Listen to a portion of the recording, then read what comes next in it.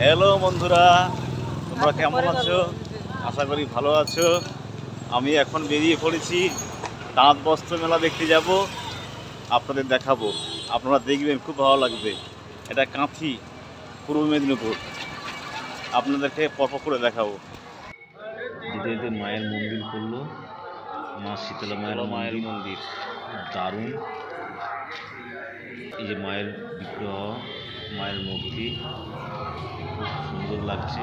মায়ের দর্শন করুন। তারপরে এই মায়ের মন্দির থেকে বেরিয়ে গিয়ে ওই বস্ত্র মেলায় চলে এলাম। তাঁত বস্ত্র মেলা, 27তম মেলা। এই মেলাতে ঢুকলাম। সামনে অনেকগুলো দোকান বসছে,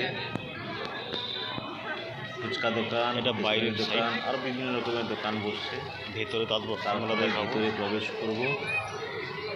এই দেখুন, এই দোকান বসছে, বিভিন্ন রকমের দোকান, প্রচুর দোকান। তারপরে সামনেই গেট রয়েছে, ওই গেট দিয়ে ঢুকবো।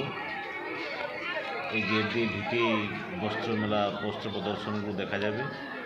এই যে গেট দেখা যাচ্ছে, পশ্চিমবঙ্গের মমতা ব্যানার্জির উদ্যোগে এখানকার মানুষ খুব ভালো প্রদর্শনী মেলা করেছেন।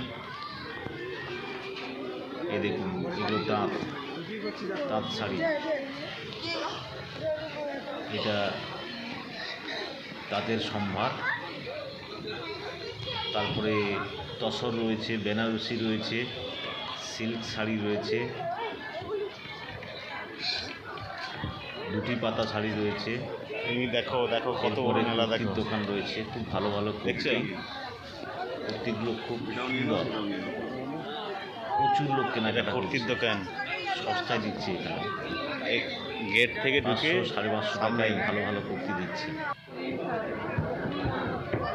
এটাও একটা কুর্তির দোকান। এখানে প্লাজো, কুর্তি, বিভিন্ন রকমের আইটেমের দিচ্ছে। তারপরে এটা শাড়ির দোকান, বিভিন্ন রকম আইটেমের শাড়ি রেখেছে। এই দাদারা খুব ভালো, কম দাম নেয়। প্রত্যেকটা স্টল নম্বর দেওয়া আছে স্টলের। প্রচুর দর্শক দেখুন, প্রচুর লোক কেনাকাটা করতে এসছে।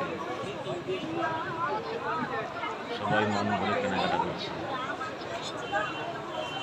এত ভিড়, এত ভিড় চারিদিকে, মানে ভিড় ঠেলে যাওয়া যাচ্ছে না। দোকানদারের সঙ্গে কথা বলাও মুশকিল হয়ে পড়ছে, এত ভিড়, কথা বলতে পারছি না বন্ধুরা। এটা স্টেজ, সামনে স্টেজ। তারপরে ভিতর দিকে যাবো আর একটু কষ্ট করে, অনেক ভিড় তো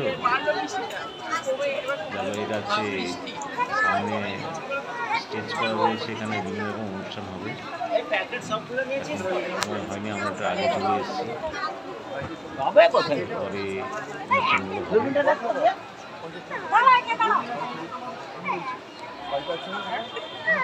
যেদিকে তাকাই শাড়ি, শাড়ি আর শাড়ি, শাড়ির সন্ধ্যা। প্রচুর লোক